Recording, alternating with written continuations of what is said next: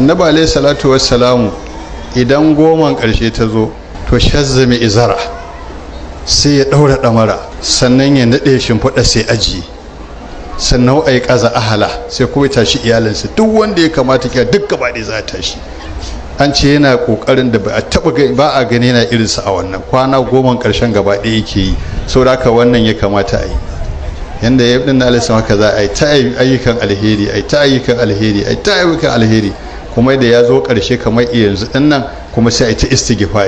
istighfari ba dare ba rana, dan shine sinadari. Zamanin Umar dan Abdul Aziz radiyallahu anhu shi in goman ƙarshen ta yi zurfi kamar aka samu 5 a ciki sai a rubuta takarda ta gwamnati a aika sakula ko ina ƙasar musulmi a yi ta istighfari.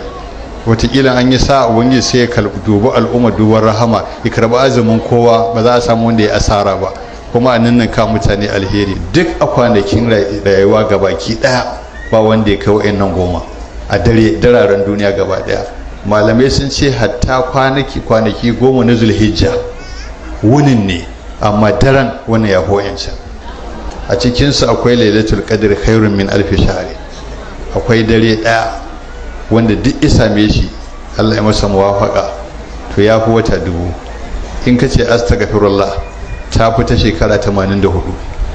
in kai sallah ta fi ta shekara 84, in kai sadaka sannan kuma ya san kyautar da zai maka a wannan ranar subhanahu wa ta'ala. Kura a dawa sai ya zaɓo in sai musu baiwa, kiyashi sai ya zaɓo in sai musu baiwa, itatuwa sai ya zaɓo in sai musu baiwa, wato duwatsu sai ya zaɓo in sai musu baiwa, mahalli sai ya zaɓo in sai musu, balle mutum wanda shi akewa na kaburbura